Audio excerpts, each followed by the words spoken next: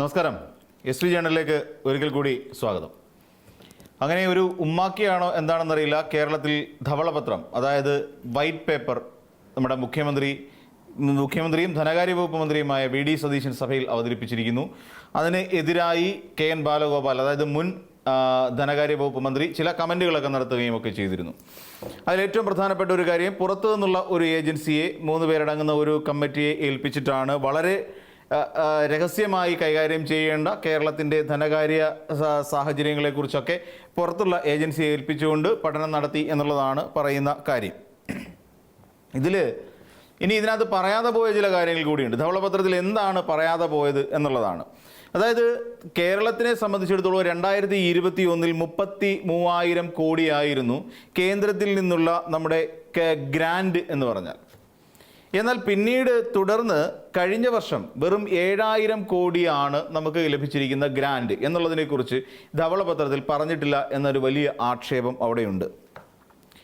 പിന്നീട് നമുക്ക് ലഭിച്ചുകൊണ്ടിരുന്ന നികുതിയുടെ ശതമാനക്കണക്ക് നോക്കുകയാണെന്നുള്ള GST വന്നതിന് ശേഷം നമുക്ക് വെറും ആ നികുതി 9% നമുക്ക് കുറയുകയും ചെയ്തു എന്നുള്ളതിനെക്കുറിച്ചും ഇതിനകത്ത് പറഞ്ഞിട്ടില്ല.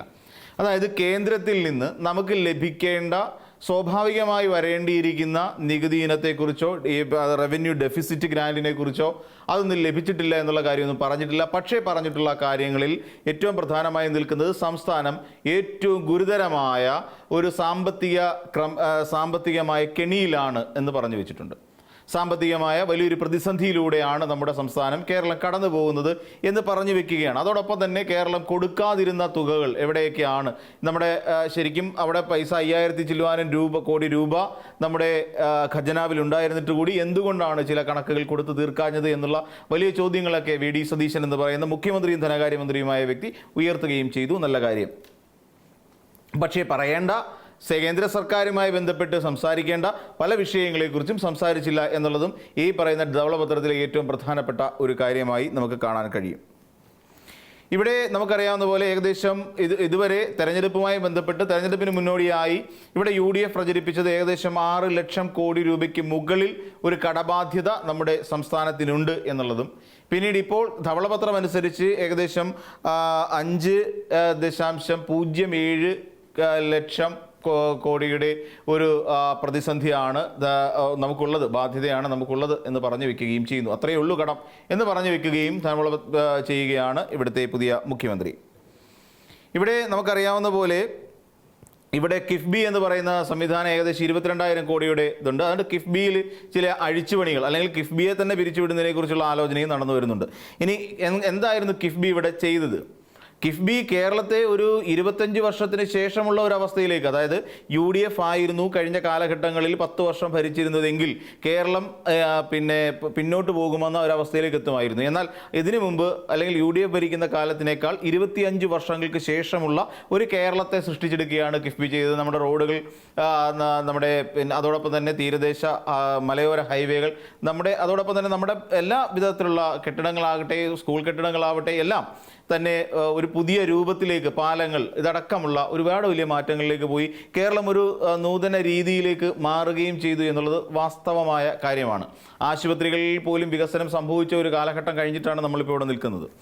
അപ്പം ഇതൊക്കെ അവിടെയുണ്ട് എന്നുള്ളതാണ് നമുക്കറിയേണ്ടത്. അപ്പോൾ ഇവിടെ നമ്മൾ നോക്കിക്കഴിഞ്ഞാൽ ഇവിടെ സംഭവിച്ചത് ശരിക്കും വി ഡി സതീശൻ്റെ ഒരു പൊളിറ്റിക്കൽ ഡോക്യുമെൻറ്റേഷൻ എന്ന് പറയും, രാഷ്ട്രീയമായ നിർമ്മിതിയാണ് ശരിക്കും ഇവിടെ നടത്തിയിട്ടുള്ളത് എന്ന് നമുക്ക് കാണാൻ സാധിക്കും.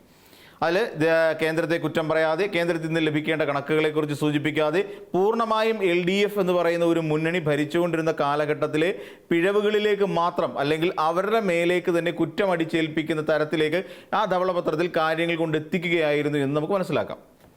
ധവളപത്രത്തിന് മറ്റൊരു ഘട്ടം കൂടിയുണ്ട്. അതായത് ഇതുവരെ പറഞ്ഞത് സംസ്ഥാന സർക്കാരിൻ്റെ ബാധ്യതകളും സംസ്ഥാന സർക്കാർ കൊടുക്കാനുള്ള തുകകളുമൊക്കെ ആയിരുന്നുവെങ്കിൽ, തൊട്ട് അടുത്ത ഘട്ടത്തിൽ നമുക്കറിയാം നമ്മുടെ കേരളത്തിലുള്ള എല്ലാ പൊതുമേഖലാ സ്ഥാപനങ്ങളും ഇന്ന് കടത്തിൻ്റെ വക്കിലാണ്, നഷ്ടത്തിലാണ് ഓടിക്കൊണ്ടിരിക്കുന്നത് എന്നുള്ള ഒരു കാര്യം പറഞ്ഞു വയ്ക്കുന്നു. അതിലേറ്റവും പ്രധാനപ്പെട്ടത് KSRTC, KSEB, അതോടൊപ്പം തന്നെ കേരള വാട്ടർ അതോറിറ്റി, ഇങ്ങനെ തുടങ്ങിയ നിരവധി പൊതുമേഖലാ സ്ഥാപനങ്ങൾ എല്ലാം തന്നെ നഷ്ടക്കണക്കിലാണ് ഓടിക്കൊണ്ടിരിക്കുന്നത്. അങ്ങനെ വരുമ്പോൾ ഇതിനകത്ത് മറ്റൊരു കാര്യം കൂടിയുണ്ട്. ഇവിടെ ഇത് ഒരു മുൻകൂട്ടിയുള്ള ഒരു എയറാണെന്ന് പറയേണ്ടി വരും. അതായത് നമ്മുടെ KSRTCയിൽ ഓർഡിനറി വാഹനങ്ങളിൽ, ഓർഡിനറി ബസ്സുകളിൽ ഇവിടുത്തെ വനിതകൾക്ക് സൗജന്യ യാത്ര അനുവദിച്ചിരിക്കുന്നു. 15-ാം തീയതി മുതൽ അത് നടപ്പിലാകുന്ന ഒരു സാഹചര്യം ഉണ്ടാകുന്നു. ഇവിടെ നമ്മൾ പരിശോധിച്ചാൽ ഈ ജൂൺ മാസം 15 മുതൽ ഓർഡിനറി ബസ്സുകളിൽ സ്ത്രീകൾക്ക് സൗജന്യ യാത്ര അനുവദിക്കുമ്പോൾ KSRTC ഒന്നുകൂടി ഞെരുക്കത്തിലേക്ക് പോകുന്ന സാഹചര്യം ഉണ്ടാകും. അപ്പോൾ ഇങ്ങനെ ഒരു സാഹചര്യം മുൻകൂട്ടി പറഞ്ഞു വെക്കുന്നു എന്നുള്ളതാണ്. ചുരുക്കി പറഞ്ഞാൽ നമ്മുടെ പൊതുമേഖലാ സ്ഥാപനങ്ങളെല്ലാം നഷ്ടത്തിലാണ് എന്ന് സംസ്ഥാന സർക്കാർ തന്നെ മുൻവിധിയോടുകൂടി നമുക്ക് മുന്നിൽ പറഞ്ഞു വെക്കുന്നു. ഇതിൽ നിന്ന് നമ്മൾ മനസ്സിലാക്കേണ്ട ഒരു കാര്യം, ഇതെല്ലാം നൂത്തെടുക്കുന്നതിന് വേണ്ടിയിട്ടും വേണ്ടി വന്നാൽ ഇതെല്ലാം ഒരു സ്വകാര്യവൽക്കരണത്തിൻ്റെ ഭാഗമാക്കി തീർക്കുന്നതിനും സാധിക്കും. അല്ലെങ്കിൽ ആ ഒരു നിലവിൽ കൊണ്ടുവന്നാൽ മാത്രമേ ഇവിടെയുള്ള ഈ നഷ്ടം നികത്തിക്കൊണ്ടു പോകാൻ സാധിക്കൂ എന്നാണ് ആ പറഞ്ഞു വെച്ചിരിക്കുന്നതിൻ്റെ അല്ലെങ്കിൽ ആ വെച്ചിരിക്കുന്ന നിർദ്ദേശങ്ങൾ നമ്മൾ വായിക്കുമ്പോൾ മനസ്സിലാവുന്നത്. അതോടൊപ്പം തന്നെ ഇവിടെ കേരളത്തിൻ്റെ ശമ്പള കമ്മീഷൻ, അതായത് ഇപ്പോൾ എനിക്ക് തോന്നുന്നു 12-ാം ശമ്പള കമ്മീഷനാണ് കഴിഞ്ഞതെന്ന് തോന്നുന്നു. 5 വർഷത്തിലൊരിക്കൽ സംഭവിക്കുന്ന ശമ്പള കമ്മീഷൻ, അതിനുശേഷം ഒരു ശമ്പള പരിഷ്കരണം 10 വർഷത്തേക്ക് കൂടി നീട്ടിവെക്കുന്ന ഒരു നിർദ്ദേശം ഈ ധവളപത്രത്തിൽ ഉൾച്ചേർന്നിരിക്കുന്നു. അതിൽ നിന്ന് നമ്മൾ മനസ്സിലാക്കേണ്ട ഒരു കാര്യം എന്താണെന്ന് ചോദിച്ചാൽ, നമ്മളോട് പറയാതെ പറയുകയാണ്, ഞങ്ങൾ തന്ന വാഗ്ദാനങ്ങൾ, ഇന്ദിരാ ഗ്യാരണ്ടി അടക്കമുള്ള വാഗ്ദാനങ്ങൾ നിങ്ങൾ വാഗ്ദാനമായി മാത്രം വെച്ചുകൊള്ളൂ. പകരം ഇവിടെ കേരളത്തിലെ പൊതുമേഖലാ സ്ഥാപനങ്ങൾ അടക്കമുള്ളവയെല്ലാം നഷ്ടത്തിലോടിക്കൊണ്ടിരിക്കുന്ന സാഹചര്യത്തിൽ ഇനിയും നിങ്ങളെ തീറ്റിപ്പോറ്റുക എന്ന് പറഞ്ഞാൽ വലിയ ഒരു ബാധ്യതയായി മാറും. അതുകൊണ്ട് തന്നെ നിങ്ങൾ മുണ്ട് മുറുക്കിയെടുത്ത് ജീവിക്കാൻ ശീലിക്കൂ. AK ആന്റണിയും ഇത് തന്നെയല്ലേ VD സതീശനെ കാണാൻ ചെല്ലുന്ന സമയത്തല്ലേ, VD സതീശൻ കാണാൻ ചെല്ലുന്ന സമയത്ത് നമ്മളോട് പറഞ്ഞത്, മുണ്ട് മുറുക്കിയെടുത്ത് ജീവിക്കുക. അപ്പോൾ നമ്മൾ ആ ഒരു തലത്തിലേക്ക് മാറി ചിന്തിക്കേണ്ട സാഹചര്യം എത്തിച്ചേരുന്നു. അപ്പോൾ ഇവിടെ നമ്മൾ കൃത്യമായി അത് പറഞ്ഞു വെക്കുകയാണ് ചെയ്യുന്നത്. അപ്പോൾ സ്വകാര്യവൽക്കരണത്തിനുള്ള സാധ്യത തെളിയുന്നു. നമ്മുടെ പൊതുമേഖലാ സ്ഥാപനങ്ങളെല്ലാം നഷ്ടത്തിലോടിക്കൊണ്ടിരിക്കുന്നു. അതോടൊപ്പം ശമ്പള കമ്മീഷൻ, അതായത് ശമ്പളം കൊടുക്കാൻ പോലും കഴിയാത്തൊരവസ്ഥ. നമ്മുടെ റവന്യൂവിൻ്റെ ഏകദേശം 10-60%, 67% വരുന്നത് ഇവിടെയാണ്. അതായത് ശമ്പളത്തിനും പെൻഷൻ കൊടുക്കാനും ഒക്കെ വേണ്ടിയിട്ടാണ് എന്ന് പറഞ്ഞു വയ്ക്കുന്നു. അതായത് പകുതിയിലധികം തുക അതിനുവേണ്ടി മാറ്റിവെക്കുന്നു. പിന്നീട് വരുന്നൊരു പ്രശ്നം എന്ന് വെച്ചാൽ ഇതിനെ എങ്ങനെ മറികടക്കുമെന്നുള്ളൊരു നിർദ്ദേശം കൂടി വയ്ക്കുന്നുണ്ട്. ആ മറികടക്കുന്നത് എങ്ങനെയാണെന്ന് ചോദിച്ചാൽ, നമ്മുടെ സംസ്ഥാനത്ത് ഇപ്പോഴുള്ള നിലവിൽ റിട്ടയർമെൻറ്റിന് കാത്തിരിക്കുന്നവരുടെ റിട്ടയർമെൻറ്റ് കാലാവധി കൂട്ടുക. അതായത് കേന്ദ്രത്തിൽ 60 വയസ്സാണ് റിട്ടയർമെൻറ്റ് കാലാവധിയെങ്കിൽ സംസ്ഥാനവും കൂടി ആ നിലയിലേക്ക് കൊണ്ടെത്തിക്കുക. അപ്പോൾ അങ്ങനെ കൊണ്ടെത്തിക്കുമ്പോൾ സംഭവിക്കുന്നത്, പെൻഷൻ എന്ന് കൊടുക്കുക എന്ന് പറയുന്ന ഒരു ബാധ്യത സർക്കാരിൻ്റെ തലയിൽ നിന്ന് എടുത്ത് മാറ്റാൻ കഴിയും. 6000 കോടി രൂപയാണ് പെൻഷൻ ഇനത്തിൽ നൽകിക്കൊണ്ടിരിക്കുന്നത്. ആ 6000 കോടി രൂപ പെൻഷൻ നൽകേണ്ടാത്ത ഒരവസ്ഥയിലേക്ക് വരുന്ന സാഹചര്യം ഉണ്ടാകും. ഇവർക്ക് ശമ്പളം കൂടുന്നതോ 10 വർഷം കഴിഞ്ഞിട്ട് മാത്രമായിരിക്കും ഈ തൊഴിലാളികൾക്ക് അല്ലെങ്കിൽ ഈ ഉദ്യോഗസ്ഥർക്ക് ശമ്പളം വർദ്ധിപ്പിക്കുക. അപ്പം സർക്കാർ ജീവനക്കാരുടെ ജീവിതവും ഇരുട്ടിലേക്ക് പോകാനുള്ള സാധ്യതയുണ്ടാവും. എന്നാൽ ഈ ശമ്പള പരിഷ്കരണം ഇനി ഉടനെ ഉണ്ടാകില്ല എന്ന് തന്നെയാണ് വ്യക്തമായി നമുക്ക് മനസ്സിലാക്കാൻ കഴിയുന്ന കാര്യം.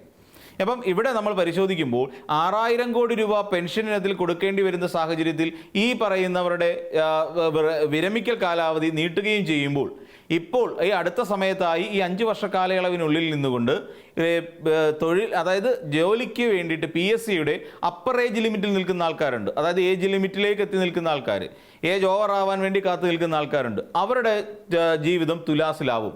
അവർ PSCയിലോ അല്ലെങ്കിൽ സർക്കാർ സർവീസിൽ ഏതെങ്കിലും തരത്തിലുള്ള ജോലി നേടാം എന്ന് കരുതിയിരിക്കുന്നവർക്ക് അത് കനത്ത തിരിച്ചടിയാകും. അതായത് ഉദ്യോഗാർത്ഥികളെ കൂടുതൽ ഇരുട്ടിലേക്ക് എത്തിക്കുന്ന സാഹചര്യവും കേരളത്തിൽ ഉണ്ടാകാനുള്ള സാധ്യതയുണ്ട്. അപ്പം ഈ രീതിയിൽ കാര്യങ്ങൾ മുന്നോട്ട് പോയാൽ ഇതാണ് സംഭവിക്കാൻ പോകുന്നത്. ഇനി സ്വകാര്യവൽക്കരണത്തിൻ്റെ ഭാഗമായി സംഭവിക്കുകയാണെങ്കിൽ ഇനി ചിലയിടങ്ങളിലെ അവിടുത്തെ വരുമാനം കണക്കാക്കുന്നു, അവിടുത്തെ ഭൂമികൾ ചിലപ്പോൾ ചില നഷ്ടത്തിലോടിക്കൊണ്ടിരിക്കുന്ന ചില സ്ഥാപനങ്ങളുടെ ഭൂമികൾ വിൽക്കാനോ അല്ലെങ്കിൽ തരം മാറ്റാനോ ഒക്കെ ഒരു നടപടിക്രമങ്ങൾ കൂടി ഇതിനകത്ത് നിർദ്ദേശിക്കപ്പെടുന്നുണ്ട്. അതായത് തസ്തികകൾ കൂടി നിർത്തലാക്കുന്ന തരത്തിലേക്ക് കാര്യങ്ങൾ പോവുകയും ചെയ്യും. അപ്പോൾ അവരെവിടെ പുനർവിന്യസിക്കും എന്നുള്ളതിനെക്കുറിച്ചുള്ള ചോദ്യമുണ്ട്. അതോടൊപ്പം തന്നെ അവർക്ക് VRS നൽകി വീട്ടിലേക്ക് അയക്കുകയാണോ എന്നുള്ള കാര്യവുമൊക്കെ ഇവിടെ സംശയിക്കേണ്ട ഒരു സാഹചര്യമുണ്ട്. ഇനി സ്വകാര്യ മേഖലയിലേക്ക് പലതും കൊടുത്തുകൊണ്ട് അതിനെ ലാഭകരമാക്കാനാണ് ശ്രമമെങ്കിൽ സ്വകാര്യ മേഖലയിൽ ഉദ്യോഗസ്ഥരെ നിയമിക്കുന്നതും അവരുടെ വിരമിക്കൽ കാലാവധിയും അവർക്ക് നൽകുന്ന വിരമിക്കൽ ആനുകൂല്യങ്ങളും എല്ലാം കൂടെ നമ്മൾ ചിന്തിക്കുമ്പോൾ സർക്കാർ ജീവനക്കാർക്ക് ലഭിക്കുന്ന യാതൊരു ആനുകൂല്യങ്ങളും സ്വകാര്യ മേഖലയിൽ ജോലി ചെയ്യുന്നവർക്ക് ലഭിക്കുന്നില്ല എന്നുള്ള ഒരു വസ്തുത കൂടി അവിടെ നമ്മുടെ കൺമുമ്പിൽ തന്നെയുണ്ട് എന്ന് മനസ്സിലാക്കുക. അപ്പോൾ ഈ രീതിയിൽ മൊത്തത്തിൽ ധവളപത്രത്തിനെ വിശദമായി നമ്മൾ പരിശോധിച്ചു കഴിഞ്ഞാൽ ഈ രീതിയിലുള്ള ചില കെണികൾ കൂടി അതിനകത്ത് ഉൾച്ചേർന്നിരിക്കുന്നു എന്നുള്ളതാണ്.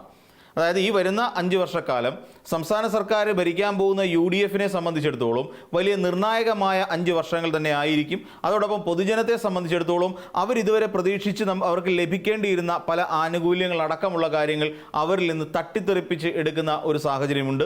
സർക്കാർ ജീവനക്കാരെ സംബന്ധിച്ചിടത്തോളം അവർക്ക് ഒരു ഒട്ടും ശോഭനമല്ലാത്ത ഒരു കാലത്തിലേക്കായിരിക്കും ഇനിയും പോകാൻ പോകുന്നത്.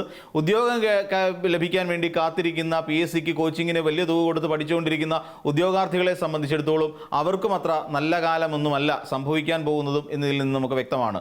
നമുക്ക് ലഭിക്കേണ്ടിയിരുന്ന പല ആനുകൂല്യങ്ങളും ഇതിൻ്റെ പേരും പറഞ്ഞ് കട്ട് ചെയ്യാനുള്ള സാഹചര്യമുണ്ട്. 6000 കോടി പെൻഷൻ എന്ന് പറയുന്നത് ഇനിയും അങ്ങോട്ട് ഈ പറയുന്ന ഒരു കടക്കണിയിലേക്കാണ് അല്ലെങ്കിൽ വലിയ ദുരിതത്തിലേക്കാണ് കടന്നു പോകുന്നതെങ്കിൽ ഈ 6000 കോടി എന്നുള്ളത് മാറ്റാൻ സാധ്യതയുണ്ട്. ഇപ്പോൾ നമുക്കറിയാവുന്ന പോലെ നമ്മുടെ സിവിൽ സപ്ലൈസ് കോർപ്പറേഷൻ്റെ നഷ്ടം നികത്താൻ വേണ്ടിയിട്ട് ബിവറേജ് കോർപ്പറേഷനുമായിട്ട് ലയിപ്പിക്കുന്ന തരത്തിലുള്ള അത് കുറച്ചുകൂടെ നല്ലൊരു ഓപ്ഷനാണെന്ന് തോന്നുന്നു. പലയിടങ്ങളിലും സിവിൽ സപ്ലൈസുമായി ബന്ധപ്പെട്ടുകൊണ്ട് ബിവറേജുകൾ, അതായത് നമുക്ക് മദ്യശാലകൾ പ്രവർത്തിക്കുന്നുണ്ട് എന്നുള്ള കാര്യവും നമുക്ക് ഇപ്പോൾ പലയിടങ്ങളിലും അങ്ങനെ ചില അഡ്ജസ്റ്റ്മെൻറ്റുകൾ കൂടി നടക്കുന്നുണ്ട് എന്നുള്ള കാര്യവും നമുക്കെല്ലാവർക്കും അറിയാം. പലയിടങ്ങളിലും അത്തരത്തിലുള്ള ഔട്ട്ലെറ്റുകൾ കൂടി ഉണ്ട് എന്നുള്ളതാണ്. അപ്പോൾ ചുരുക്കി പറഞ്ഞാൽ ഇത്രയേ ഉള്ളൂ. നമ്മുടെ ധവളപത്രം എന്ന് പറഞ്ഞുകൊണ്ട് പുറത്തേക്ക് വിട്ടിട്ടുള്ള ധവളപത്രം എന്ന് പറഞ്ഞുകൊണ്ട് നമുക്ക് നൽകിയിട്ടുള്ള അതിൽ നിന്നും ഇത് എല്ലാ ഭരണഘടനാപരമായ ചട്ടങ്ങളെയും ലംഘിച്ചുകൊണ്ട് രാഷ്ട്രീയമായ ഒരു പകപോക്കൽ ഇതിൻ്റെ പിന്നിൽ പ്രവർത്തിച്ചിട്ടുണ്ട് എന്നുള്ളതും രാഷ്ട്രീയമായ നേട്ടത്തിന് വേണ്ടി മാത്രമാണ് ഈ രീതിയിലുള്ള ഒരു ധവളപത്രം അവതരിപ്പിച്ചിരിക്കുന്നതെന്നും ഇതിൻ്റെ ധവളപത്ര രൂപീകരണത്തിൽ പങ്കാളികളായിട്ടുള്ള ഏജൻസികളെക്കുറിച്ച് മനസ്സിലാക്കുമ്പോഴും എല്ലാം നമുക്ക് ബോധ്യപ്പെടുന്നു എന്നുള്ളതാണ്. ഈ പറയുന്ന സർക്കാർ മേഖലയുമായി ബന്ധപ്പെട്ട പല കാര്യങ്ങളും ഈ AGs ആണ് ഇത് ചെയ്യേണ്ടത്, എന്നാൽ അവരെല്ലാം മാറ്റി നിർത്തിക്കൊണ്ട് ചില ഏജൻസികളെ ഏൽപ്പിക്കുമ്പോൾ ഉണ്ടാകാവുന്ന എല്ലാ തരത്തിലുള്ള പ്രശ്നങ്ങളും ഈ പറയുന്ന ഒരു ഭരണഘടനാ ലംഘനവും ഈ ധവളപത്രത്തിൻ്റെ പിന്നിൽ പ്രവർത്തിച്ചിട്ടുണ്ട്. അപ്പം ശോഭനമായ ഒരു നല്ല ഭാവി കാത്തിട്ട് നല്ലൊരു മാറ്റത്തിനായി കേരളത്തിൻ്റെ ഒരു പുതിയുഗ പിറവിക്കായിട്ട് വോട്ട് ചെയ്തിട്ടുള്ള എല്ലാവർക്കും ഇതൊരു കനത്ത തിരിച്ചടിയാവാനുള്ള സാധ്യതയും നമ്മൾ കാണുന്നുണ്ട്. അതോടൊപ്പം തന്നെ ക്ഷേമ പെൻഷൻ അടക്കമുള്ള ക്ഷേമ പദ്ധതികൾ പോലും കേരളത്തിൽ എത്ര കണ്ട് ഫലപ്രദമായി നടപ്പിലാക്കാൻ കഴിയും എന്നുള്ള കാര്യവും നമ്മുടെ മുന്നിൽ ഇപ്പോൾ സംശയത്തിന് നിഴലിൽ തന്നെയാണ്. അപ്പോൾ മറ്റൊരു വീഡിയോയുമായി നമുക്ക് വീണ്ടും കാണാം.